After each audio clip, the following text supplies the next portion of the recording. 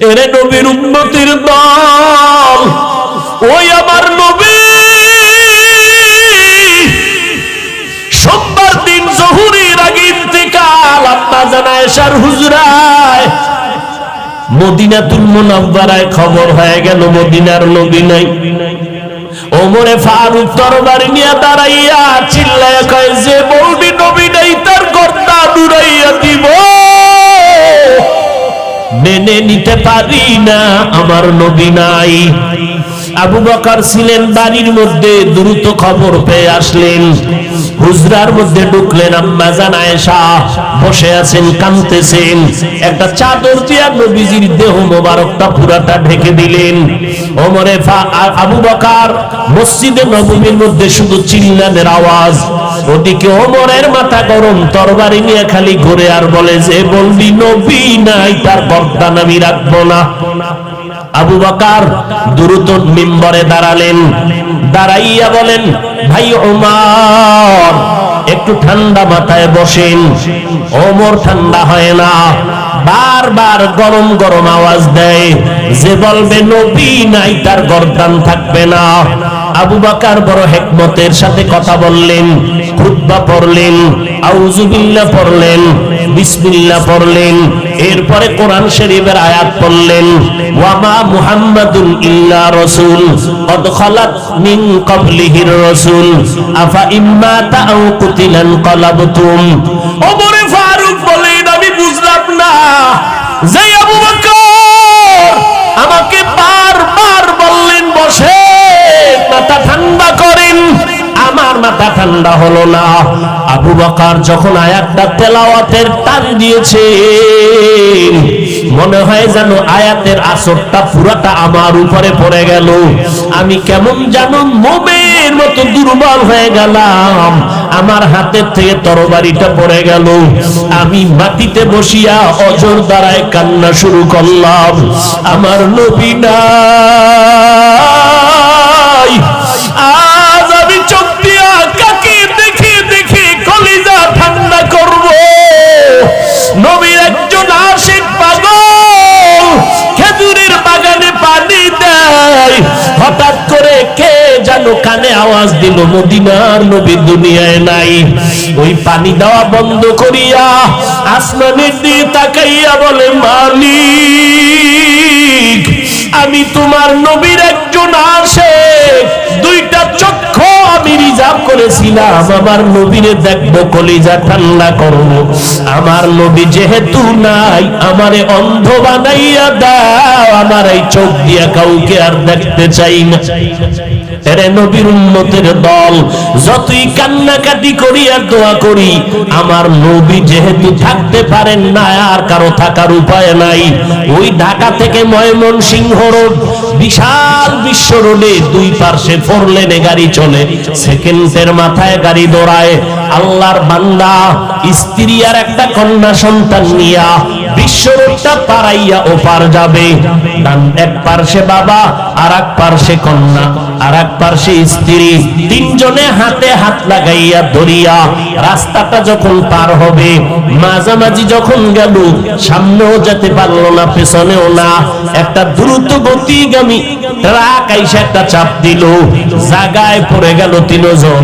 বাবাও মারা গেল, কন্যা সন্তান মারা গেল, কয়েক মাস আগের ঘটনা, মাও মারা গেল। আল্লাহর কুদরত, কন্যা সন্তানটাও নাই। ওই মহিলার গর্ভে একটা বাচ্চা, ট্রাকের চাপে পড়ে বাচ্চাটা বের হয়ে গেল। ওই বাচ্চাটা আজও পর্যন্ত জিন্দা এখনো আছে।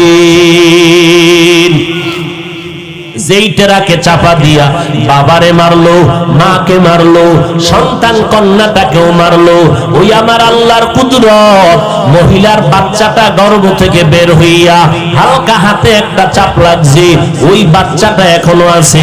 ওই বাচ্চা একদিন বড় হবে, যখন বুঝ হয়ে যাবে, দেখবে ওর মতো সন্তানেরা ডানে বামে আব্বু আব্বু বলে চিল্লায়, আম্মু আম্মু বলে ডাকে। তখন ওই বাচ্চা যখন বুঝ হবে, ওই বাচ্চাটা ডানে বামে তাকাইবে, আমার বাবাই কই, আমি কাকে আব্বু বলে ডাকবো, আমি কারে আব্বু বলে ডাকবো।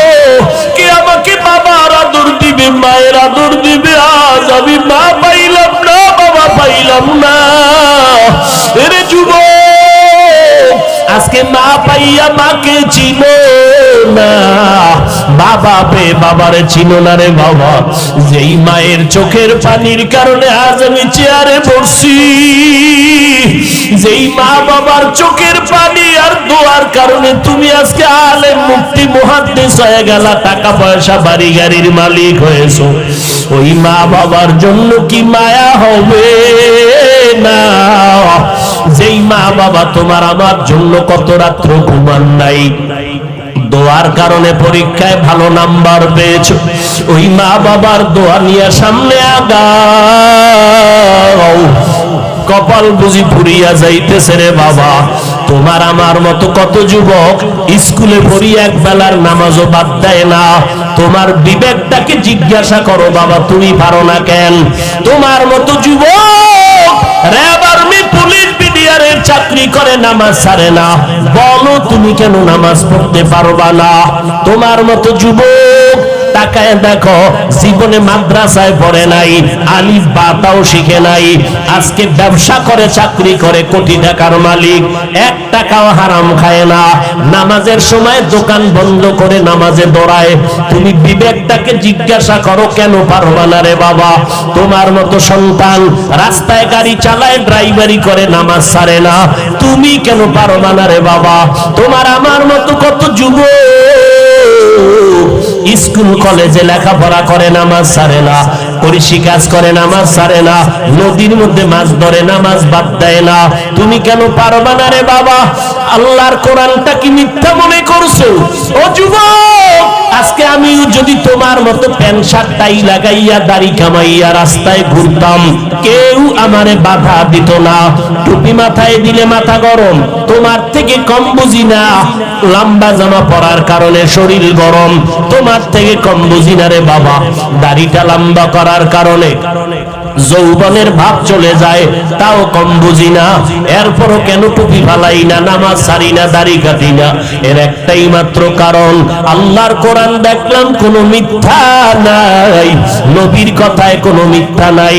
কারণ এমন মায়ার নবী আমার 63 বছর জীবনেও নবী আমার একটা মিথ্যা কথা বলেন নাই। বেঈমানেরা পর্যন্ত আমার নবীর সততার কারণে আল আমিন উপাধি দিয়েছে। ওই নবীর কথা সত্য। ও যুবকেরা, যে যেই দল করো আর যাই করো না কেন, ও বাবা, মরণ যেদিন হয়ে যাবে তোমার আপন বলতে আর কেউ থাকবে না। ওই 3.5 হাত কবরে যখন নিয়ে রাখবে, পাড়াইয়া মাটি দিয়া সবাই চলে যাবে, ওই কবরে কেউ তোমার একজন সহযোগীও থাকবে না, 2 মিনিট দাঁড়াইয়াও থাকবে না, 3 দিন পরে কেউ তোমার আর খোঁজ নিবে না। ওই অন্ধকার কবরে সাহাবায়ে কেরাম জান্নাতের টিকিট পাইয়াও মরণ পর্যন্ত কান্না করেছেন, কবরে একা কেমনে থাকবেন? হাসরের ময়দানে কি উপায় হবে? আবু বকর কাঁদে, ওমর কাঁদে, উসমান কাঁদেন, হযরত আলীর কান্নার আওয়াজ। আর আপনার আমার তো কোনো আমলই নাই, যাও করি তাও ত্রুটি মুক্ত না। তাহলে আপনার আমার কি পরিমাণ কান্না দরকার?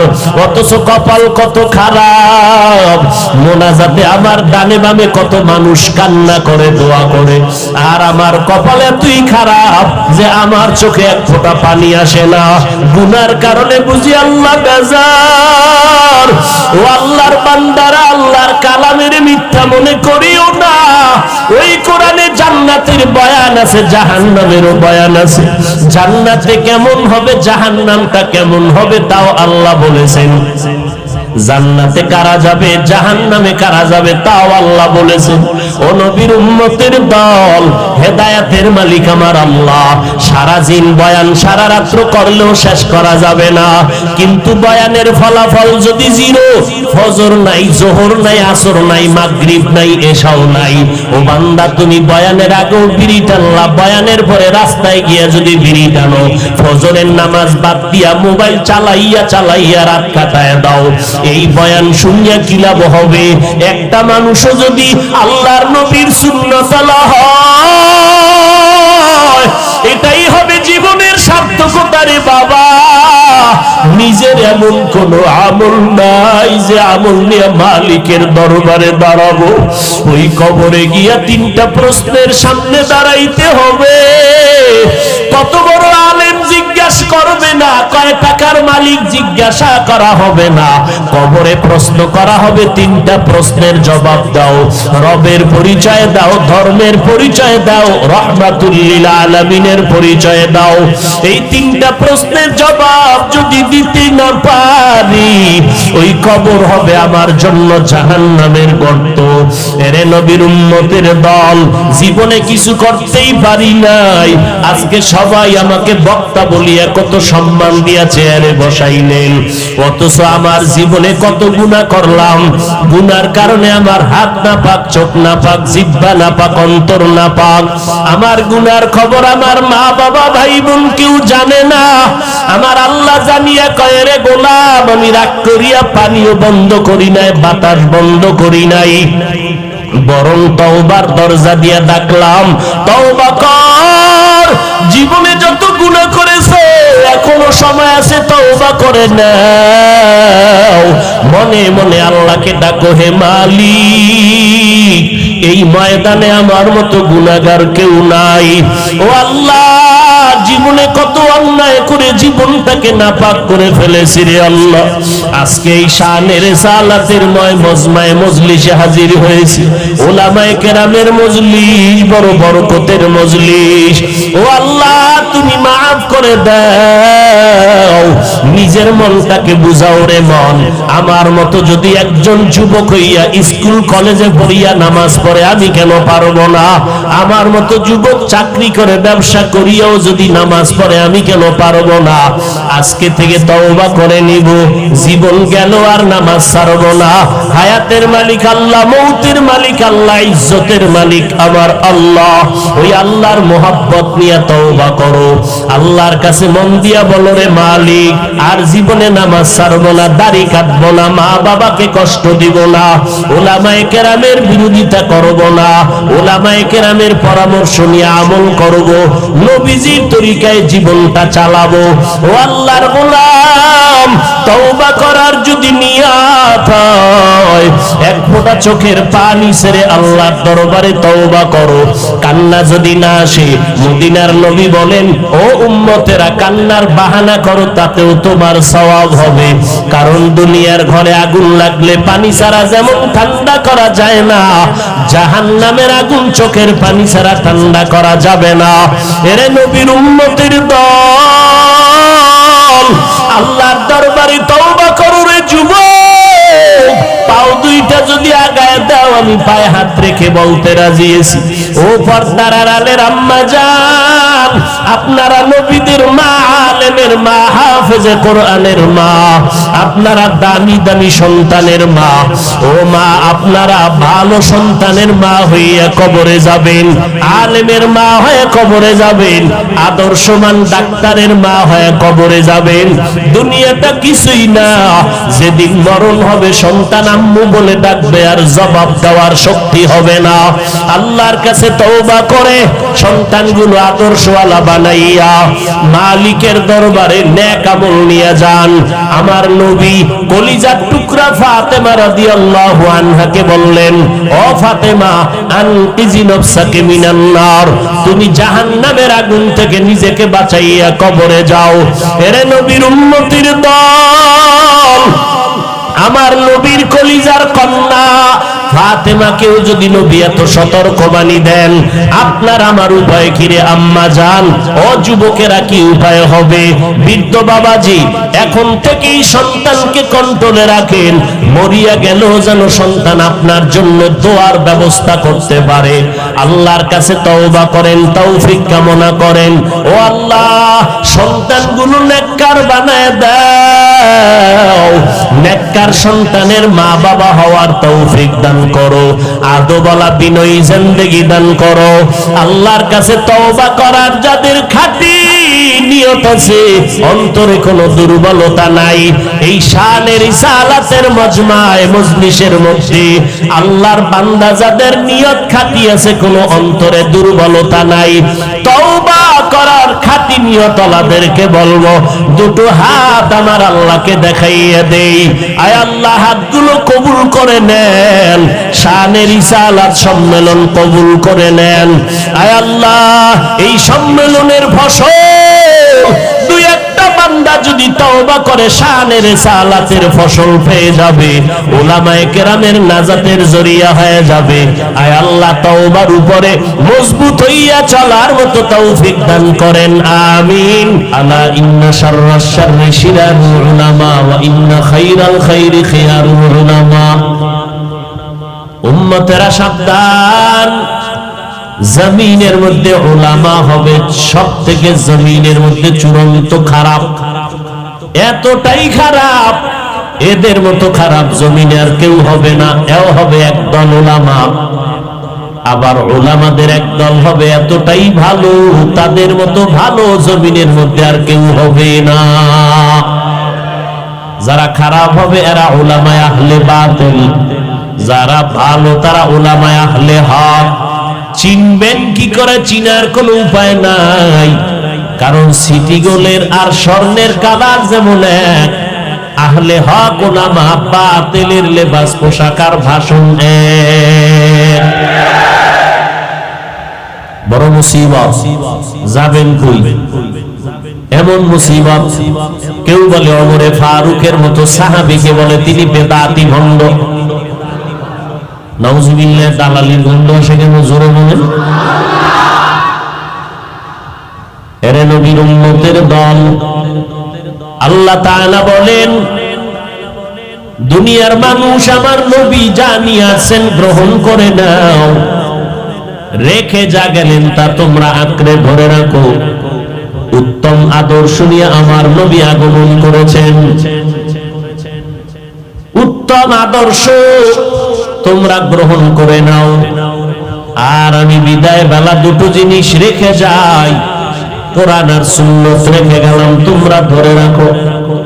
হাদিস কেন বলেন নাই? সুন্নাতের কথা কেন বললেন? এক নাম্বার কারণ হলো কোরআন বললে হাদিস বলার প্রয়োজন হয় না, কারণ কোরআন যদি বুঝতে চাও কোরআনের ব্যাখ্যাই হলো হাদিস। কান ধরে টানলে যেমন মাথা চলে আসে, কোরআন বললে হাদিস ভেতরে আসবে, কোরআন বুঝতে হলে হাদিস লাগবে। নাম্বার দুই, নবী সুন্নাত বললেন, হাদিস বললেন না কেন?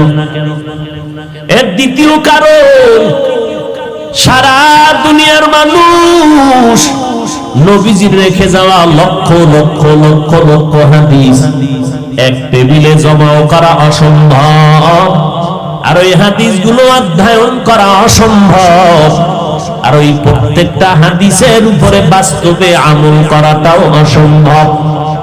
এই জন্য নবী হাদিস বলেন নাই।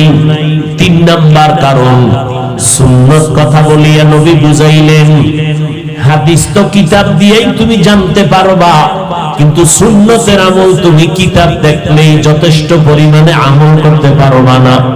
সুন্নতের আমল যদি করতে চাও, উলামায়ে আহলে হককে দেখে দেখে সুন্নতের আমল করো।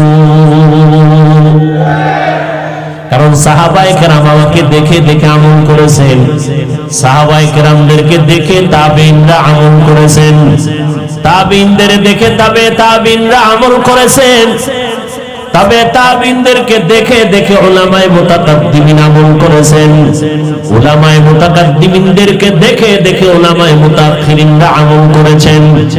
এইভাবে উলামাদেরকে দেখে দেখে আমাদের আকাবিরিন যারা আমল করেছেন, আমরা তাদেরকে দেখে দেখে আমল করি।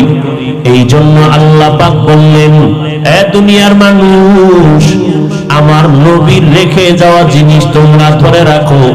আমার নবী বলেন, আমারে যারা পাইবা না, আমি দুইটা জিনিস রেখে গেলাম, এই দুই জিনিস তোমরা আঁকড়ায় ধরো, কোরআন আর সুন্নত। যারা কোরআন পড়তে জানি না, সুন্নত জানি না, উলামায়ে আহলে হক জাননেওয়ালা, এদের কাছে যাও, যাইয়া তাদের থেকে নবীর আদর্শ জেনে জেনে আমলের লাইনে আগাইতে থাকো। নবীজির আদর্শের মধ্যে জমিনের মধ্যে উত্তম আদর্শ আর নাই। এক কথা আমি বলবো, এই জমিনে কত নতুন নতুন আদর্শের ফেরি হলো, বাজারজাত হলো। আব্রাহাম লিঙ্কনের আদর্শ, মাও সেতুনের আদর্শ, লেনিনের আদর্শ, কার্ল মার্ক্সের আদর্শ, প্লেটোর আদর্শ। এক কথায় বলবো, দুনিয়ার সব মানুষের তৈরি করা আদর্শগুলো নাপাক, একমাত্র মদিনাওয়ালা নবীর আদর্শই হলো পাক। দুনিয়ার মানুষের আদর্শ নাপাক কেন? দুনিয়ার মানুষটাই নাপাক। আমার নবীর আদর্শ পাক কেন? আমার নবীর নিজেই পাক। নবীর ঘাম মোবারক থেকে মেশকের ঘ্রাণ আসে। আমার নবীর চেহারার দিকে তাকাইলে ক্ষুধা নিবারণ হয়ে যায়। আমার মায়ার নবী যেখানে কদম রাখেন, ওই জায়গা থেকে দীর্ঘদিন মেশকের ঘ্রাণ পাওয়া যায়। এর নবীর উম্মতের দল আমার নবীর আদর্শ পাইয়া মক্কার বড় বড় বেদিনরা কালেমাওয়ালা হয়ে গেলেন। আমার নবীর দাওয়াতের আওয়াজ পেয়ে 10 বছরের সন্তান হযরত আলী নবীর হাতে দাওয়াত গ্রহণ করে ফেললেন। 10 বছর বয়সে হযরত আলী নবীর হাতে কালেমার দাওয়াত নিলেন। এরপরে হযরত আবু বকর, এইভাবে সব যখন নবীর কাতারে চলে আসলেন, 39 জন মুসলমান আমার নবীর হাতে তৈয়ার হয়ে গেল। এমন ভাবে তৈরি হলেন, জীবন দিতে রাজি, নবীর আদর্শের উল্টা চলতে রাজি না। জীবন দিয়ে দিবে, তারপরও আমার নবীর বেলায় কোনো একটা কটু কথা মাথা পেতে মেনে নিবে না। এইরকম সাহাবায়ে কেরাম জানবাজ তৈরি হয়ে গেলেন। 40 নম্বরে ওমরের মতো বান্দা আমার নবীর হাতে আইসা কালেমা পড়লেন। ওমরে ফারুক কালেমা পড়িয়া তরবারি নিয়ে দাঁড়ায় গেলেন। নবী আর গোপনে কোনো কথা না, ওপেনে আমাদের কাজ করতে হবে। ওমরের তরবারির সামনে কারো সাহস নাই দাঁড়ায় কথা বলবে। এই জন্য আল্লাহ পাক রব্বুল আলামিন ওমরের এমন পাওয়ার আল্লাহর নবীর বরকতে দান করলেন। ওমর অর্ধ জাহানের খলিফা, একা একা চলেন, কোনো সিকিউরিটি গার্ড নাই, কোনো বডিগার্ড নাই। আল্লাহ তাআলা বলেন, যেই বান্দা আমার গোলাম হইয়া চলবে, আমি আল্লাহ জগতের সব মাখলুক তার গোলাম বানায় দিব। ওমরের মতো বান্দা একা চলে। আরে মানুষ ভয় পাবে, শয়তান ভয় পাইয়া এক রাস্তায় ওমর দেখলে অন্যত্র দৌড়ায় যায়। কেমন বেদা যে সয়ে যায়। একজনের আঙ্গুলিয়ার কয়, হুজুর আলহামদুলিল্লাহ, শয়তান আমারও ভয় পায়। কেন? আমি শয়তানের থেকে বড়রা। শয়তান মনে করে আমার কাছে না হইলে ওর চাকরি চালাইতেছি আমি। কারণ রাঙ্গুনিয়া জমিনের মধ্যে আলেমের বিরুদ্ধে লিখতে গেলে কোনো শয়তান লাগে না, আমি মানুষ, শয়তান যথেষ্ট। কওমি মাদ্রাসার বিরুদ্ধে বলতে গেলে কেউরে লাগে না, আমি মানুষ, শয়তান যথেষ্ট। আল্লাহ তাআলা এই জন্য নবীকে বলেন, নবী জিন শয়তানের থেকেও পানা চান, মানুষ শয়তান থেকেও পানা চান।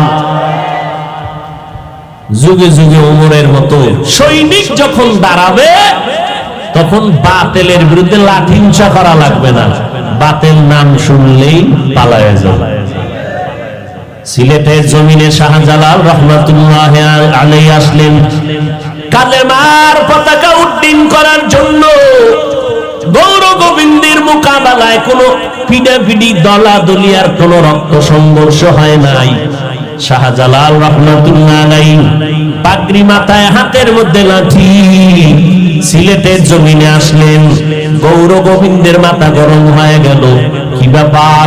শাহজালালের বড় বাড়ি আছে? কয় নাই। গাড়ির মালিক? কয় না। কি পরিমাণ টাকাওয়ালা? কয় টাকাও নাই। ছেলে মেয়ে কেমন? কয় বিয়েই করে নাই, জীবনে বিবাহই করে নাই। সন্তান আসবে কিভাবে? বলে তো শাহজালালকে তারাও। কেন তাড়াবো?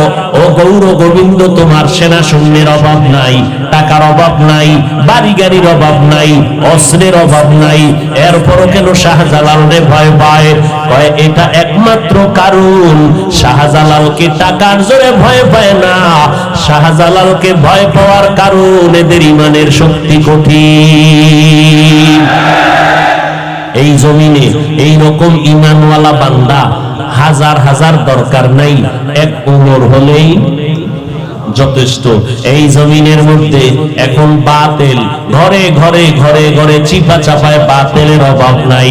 আজকে যদি জমিনের মধ্যে হুঙ্কার দিনেওয়ালা জঙ্গলের এই জমিনের সিংহ শাইখুল হাদিস আল্লামা আজিজুল হক রাহমাতুল্লাহি আলাইহি থাকতেন, মুফতি ফজলুল হক আমিনী রাহমাতুল্লাহি আলাইহি এই জমিনের মধ্যে যদি থাকতেন, সৈয়দ ফজলুল করিম রাহমাতুল্লাহি আলাইহি যদি থাকতেন, আহমদ শফি রাহমাতুল্লাহি আলাইহি যদি থাকতেন, বাতিলের ধাওয়া দেওয়া লাগতো না, ওরা দরজা আটকাইয়া ভেতরে থাকতো, ময়দানে কথা বলার সাহস পেত না।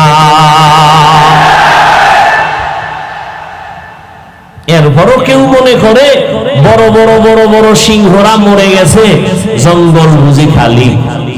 জঙ্গল না, যতই তুমি মনে করো জঙ্গল খালি, এ জঙ্গলে সিংহ কই? জঙ্গলের সিংহের গর্জন দেনেওয়ালা শাইখুল হাদিস নাই, ওই বাইতুল মুকাররমের ওবায়দুল হক খতিব রাহমাতুল্লাহি আলাইহি নাই, আহমদ শফি নাই, মুফতি ফজলুল হক আমিনী রাহমাতুল্লাহি আলাইহি নাই, এক এক করে সব বিদায় হয়ে গেল। আমরা বুঝি এখন খোলা মাঠে গোল দিব, এই জমিন থেকে হেফজখানা বুঝি বন্ধ করে দিব, কওমি মাদ্রাসায় বুঝি আগুন জ্বালায় দিব। ওরে তুমি আর কি করবা? ওই ভারতের জমিনে কম জ্বালান জ্বালায় নাই বেদিনেরা, শত শত মাদ্রাসা বন্ধ করে দিল, আলেমদের জবাই করে লাশ গাছের সাথে ঝুলাইয়া দিল। ভারতের জমিনে কোরআনের আওয়াজ আর চালু রাখবে না। আল্লাহ কয় সিদ্ধান্ত আমারটাই থাকবে। নমরুদ কয় ইব্রাহিম নামের সন্তানটারে জমিনে আসতে দিব না। আল্লাহ কয় আমি তোরে পাঠাবোই, তোর ঘরের মধ্যে পাঠাবো, আমার সিদ্ধান্ত বহাল। নমরুদের সিদ্ধান্ত ভেস্তে গেল। ফেরাউন বলে মুসা নামের পুত্র সন্তান আসতে দিব না, যত সন্তান পাও হত্যা করে দাও। আল্লাহ বলে রে মুসা আমার সিদ্ধান্ত, এ ফেরাউন তোর ঘরে মুসাকে লালন পালন করাইয়া আমি মুসার তাওহীদের বাণী আমি দুনিয়ায় ছড়ায় দিব। আল্লাহর সিদ্ধান্ত ভারতের জমিন থেকে কোরআনের আওয়াজ বন্ধ করে দিবি রে বেঈমান। আমি আল্লাহ এই ভারতের জমিনকে কোরআনের মুক্ত জমিন বানাবো তো দূরের কথা, আমি আল্লাহ সারা দুনিয়ায় যত কোরআনের আলো ছড়াবে এর পাওয়ার হাউস বানাবো ভারতের জমিনের মধ্যে। কাসেম ঘুমায় গেলেন। কাসেম নানু তুমি ঘুমের মধ্যে স্বপ্ন দেখতেছেন মদিনার নবী হাজির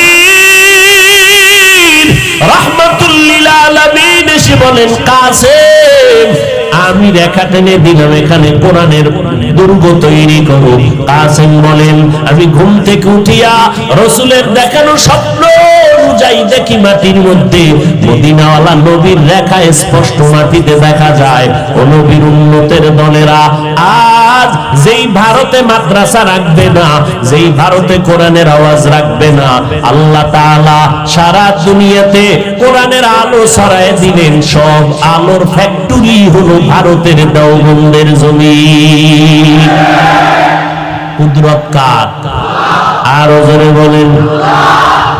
তুমি আর কি বন্ধ করবা? এদেশের মানুষ যদিও মনে করে মুরব্বী নাই, কে হুঙ্কার দিবে? একবার এদিক একবার সেদিক দৌড়ায়। আমাদের ঘরের মানুষও দৌড়ায়। কি ব্যাপার? ছায়া নাই, কই যাবো? যেখানে ছায়া পাই সেখানে দৌড়াই। একবার বেদাতের ছায়ায় দৌড়ায়, একবার ভণ্ডর ছায়ার ভেতরে দৌড়ায়। এরে আল্লাহর বান্দা ভালো করে মনে রাখো, এরে কওমি সন্তানেরা, ও দেওবন্দি সন্তানেরা, ও তাবলীগওয়ালারা, এত ভয় কেন পাইতেছো? আল্লাহর কসম আমরা দেওবন্দি কওমিওয়ালারা যদি এখনো একলাত পর্বে ময়দানে নামি, আমাদের হাতে লাঠি লাগবে না, অস্ত্র লাগবে না, শুধু ময়দানে যদি দাঁড়াইয়া থাকি, কোন বেঈমান মুনাফিক নাস্তিকের সাহস নাই আমাদের সামনে দাঁড়ায় কথা বলবি।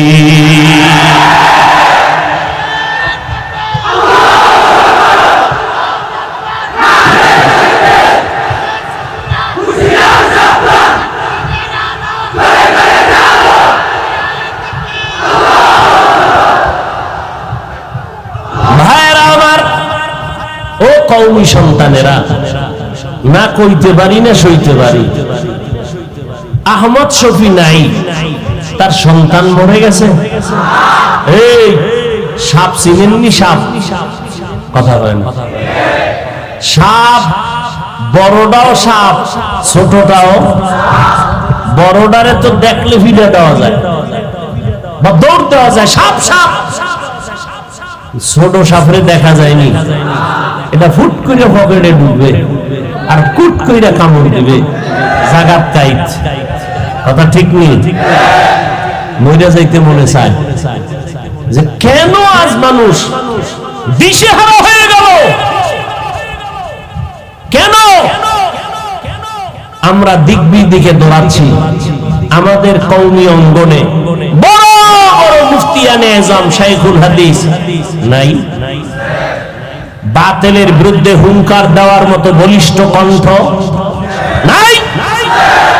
আমাদের মুফতি ফয়জুল্লাহ দামাত বারাকাতুহুম, আমি চাইছিলাম আরো 5 মিনিট বক্তব্য শুনি, তার বক্তব্য খুব সুন্দর। 5 মিনিট বক্তব্য যদি ঢাকার রাজধানীতে দেয়, সব নাস্তিকদের কলিজা কম্পন শুরু হয়ে যাবে। এই ক্ষমতা কে দিয়েছেন? বান্দার কোনো বাহাদুরি না, ক্ষমতা কার? আল্লাহ। কেন আমাদের অঙ্গনে আলেম, মুফতি, মুহাদ্দিস, বড় বড় শাইখুল হাদিস, পীর, মাশায়েখের অভাব নাই, বেদাতির পিছনে দৌড়ান লাগবে কেন? কি ব্যাপার? যেই বেদাতি আহমদ শফি রহমতুল্লাহ আলাইহিকে বাজে মন্তব্য করেছে, যেই বেদাতি নামদারি বক্তা, এমন কোন উল্লেখযোগ্য উলামায়ে কেরাম নাই, সংগঠন নাই, দল নাই যাদেরকে কাফের বলে নাই। মনে হয় কাফেরের ফ্যাক্টরি নিয়ে বলছে। লজ্জা শরম নাই। বেদাতীদের পুঁজি হইল 1 নাম্বার মিথ্যা কথা, হলো এদের বড় পুঁজি, বড় পুঁজি। আল্লাহ হেদায়েত দান করুন। ওই বেদাতি আহলে হকের সাথে ঝগড়া কইরা তলে ভিড়ে গেছে, দুইজনে কুস্তি কইরা, বেদাতি কই তলে আর আহলে হক কই। এখন বেদাতি তলে হইরা উপরের দ্বারে কয় আহলে হক রে বুঝো কেমন? বুঝেননি? আহলে হক বেদাতিকে বলবে বুঝো কেমন, বেদাতি উল্টা কয় বুঝো কেমন। কারণ ওর যে চাপার জোর বেশি, চাপাবাজ।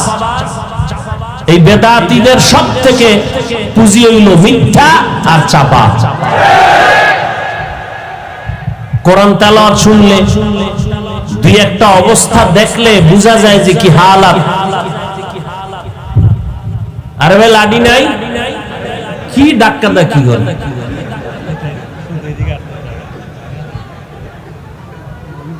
আল্লাহ হেদায়েত দান করুন। হায় হায় হায় হায়, আল্লাহ পাক আমাদের মজমাকে কামিয়াবির সাথে কবুল করেন। এক বেচারা দিন মজুর কাজ করে, কাজ করতে করতে করতে করতে 3টা বেজে গেছে, পেটে লাগছে প্রচন্ড ক্ষুধা, এখন খানার দরকার। আশেপাশে বাড়ি ঘর নাই, বাড়ি দূরে। খুঁজতে গিয়া ক্ষুধা নিবারণের জন্য একটা হোটেল পাইল, রাস্তার পাশে হোটেল। তো গিয়া হোটেলে ঢুকলো, এমন টাইমে খানা শেষ শেষ অবস্থা। বলে এই হোটেল আলা ভাই কি আছে? বলে কিছু ভাত, কমপ্লিট শেষ দিকে কিছু দেওয়া যেতে পারে, দাও। খাওয়ার খাওয়ার তরকারি টরকারি নাই। বলে ভাই ক্ষুধা প্রচন্ড, কিছু দাও। কত একটা ডিম ভাজিয়ে দিতে পারি না, একটা ডিম ভেজে দিছে। এবার আল্লাহর বান্দা যেই ক্ষুধা, নুন দিয়েই খাবে, ডিম পাবে কখন? একটা ডিম ভেজে দিল। এখন শুকনা ডিম বাজার, শুকনা ভাত, ক্ষুধাও প্রচন্ড, গরম, গলার মাঝে গিয়ে আটকায়। ভাই কোনো ডাউল টাউল নাই? ডাউল আছে তো, টক ডাউল। এটা তো আমার প্রিয় জিনিস, একটু ডাউল দাও। এটাও শেষের দিকে, আরে এক চামচ দাও না। এক চামচ ডাউল দিল, মোটামুটি ভাতটি ভিজলো, গলা দিয়ে ঢুকে। ভাই এটা তুমি না বললা টক ডাউল? কাহা টক তো লাগে না, কি দিয়া তুমি টক বানাইলা? কয় টক আম। টক আম দিয়া? কথা আম আছে না নাই?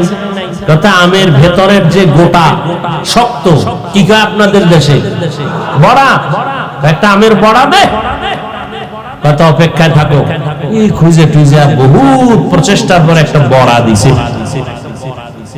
আল্লাহর বান্দা হোটেলের বসে বৈশা এবার খানার দিকে না তাকায়, বড়ার দিকে নজর। কোন বড়াটা দিছে না, ভাতের লোকমা বাদ দিয়ে বড়াটারে চুষতে শুরু করল। আরে চুষা, ঘাম ছুটায় ফেলাইছে। 25 মিনিট হয়ে গেছে, কিন্তু মাথা গরম। কি ও ভাই, ঘাম ছুটলো, কোনো টক পাই না। কি এর বড়া দিলা? তুমি টক পাবা কসু, তোমার আগে আরো 13 জন এটারে চুষে গেছে। তুমি কি টক পাইবা? ওই জাহেল মূর্খ ইসলামের ব্যানারওয়ালা মুনাফিক দুশমনকে বলতে চাই, 1500 বছর পর্যন্ত ইসলাম নিয়ে কম চোষা বেঈমানেরা চোষে নাই। তোমরা নতুন দুনিয়াতে আগমন করে এই জমিনে কোরআন নিয়ে, হাদিস নিয়ে উল্টা পাল্টা চোষে চোষে বেড়াইয়া উম্মতকে স্বার্থ ব্যবহার করে উল্টা দিকে স্বার্থ উদ্ধার করবা। তুমি আর চুষবা কত? তোমার থেকে বড় বড় বেঈমানেরাও কম চুষে নাই, একটাও থাকতে পারে নাই, তুমিও থাকতে পারবে না, নিশ্চিহ্ন হয়ে যাবে একদিন।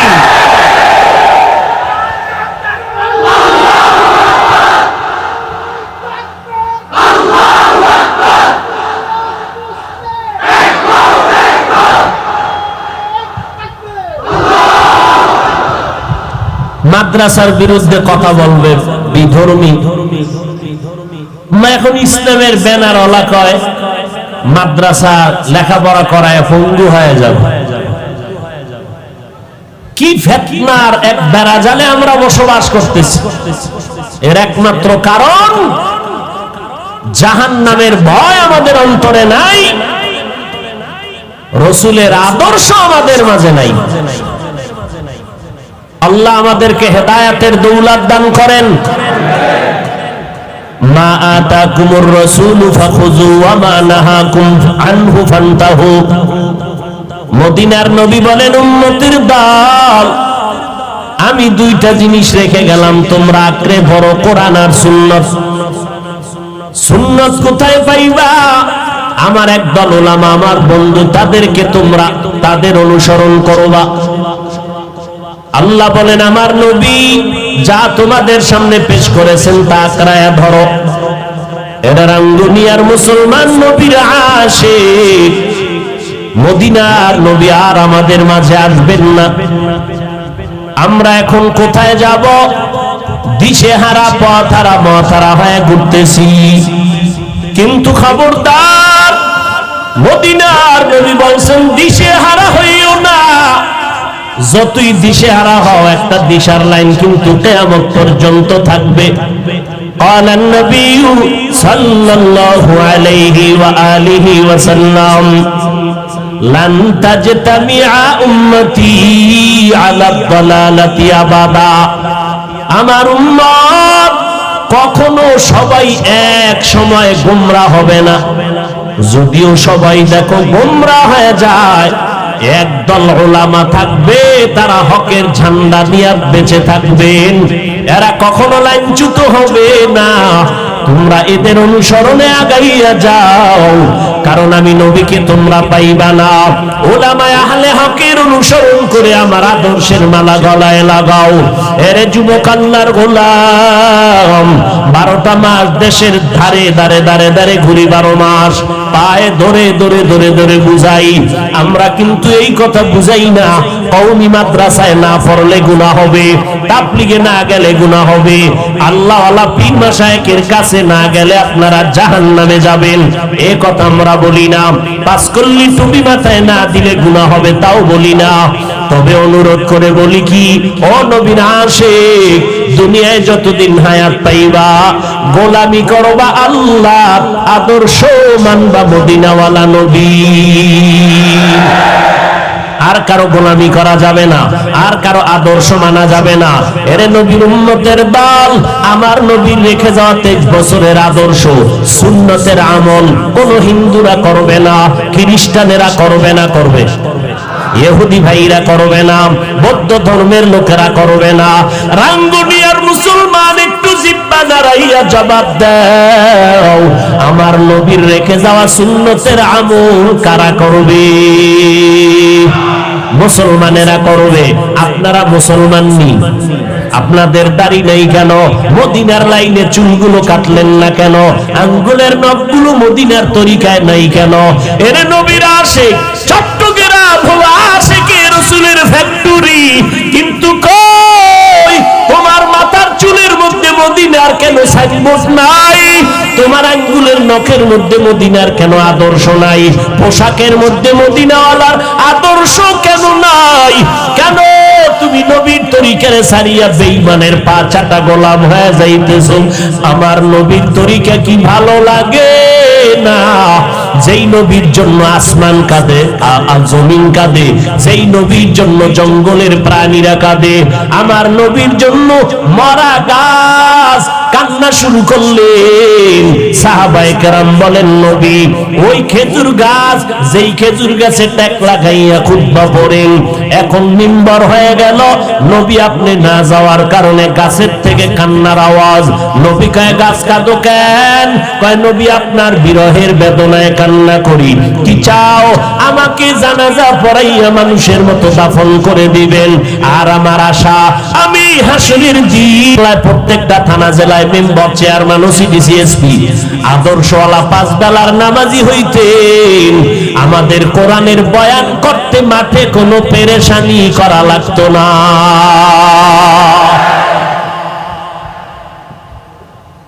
আল্লাহ হেদায়েত দান করেন। অতএব স্কুলে পড়েন, কলেজে পড়েন, কোনো বাধা নাই। শুধু এতটুকু দাবি, মদিনার নবীর আদর্শের মালাটা গলায় লাগাবেন। কয়দিন আর বাহাদুরি করবেন? এই যে কয়দিন আগে তুফান গেল, তুফান গেল না, কি জানি নাম, চিত্রাং নামের তুফান গেল, লন্ডভন্ড হয়ে গেল কত এলাকা। বিদেশ থেকে আমার কলিজার যুবকটা টাকার পাহাড় নিয়ে আসলো, জীবনের সব কামাই এক জায়গায় করিয়া দেশে আইসা মনের মতো একটা বিল্ডিং করেছেন। 2-3 দিন পরে বিল্ডিং উঠবে, ইমার্জেন্সি মিস্ত্রি কাজ করে। আল্লাহ পাকের কুদরত, আল্লাহর বান্দা বিল্ডিং উঠবে, কাজ কমপ্লিট হওয়ার সামান্য বাকি। পাশে একটা টিনের ঘরে রাতের বেলা একটা খাটের মধ্যে আল্লাহর বান্দা যুবক ঘুমায়, তার স্ত্রী পাশে কন্যা সন্তান ঘুমায়। তুফানে এমন একটা গাছ উপড়াইয়া ঘরের উপরে পড়ে গেল। এলাকার লোক দৌড়াইয়া গিয়া দেখে বুকের উপরে চাপা লেগে 3 জন নাই।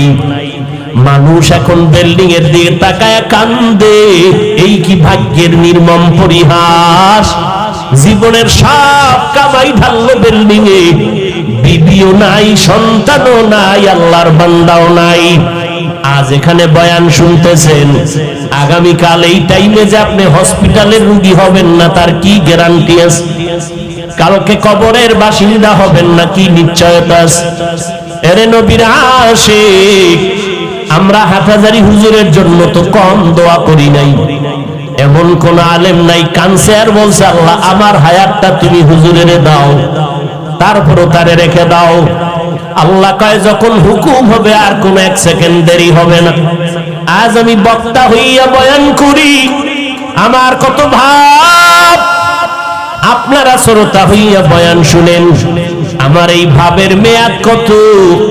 আজরাইল আসা মাত্র আমার সব ভাব নষ্ট হয়ে যাবে। আমার গায়ের গেঞ্জিটা পর্যন্ত আমার আপন সন্তানেরা কেটে রাখবে বেলেট দিয়া। বাজারে গিয়া নরমাল 3টা কাপড় কিনে আমার জন্য রেডি করবে। আমার আপন জনেরা ঘর থেকে লাশটা নামায় দিয়া বলবে, নামাও, একটা রাত্র লাশ আমরা ঘরে পাহারা দিতে পারবো না, নামাও।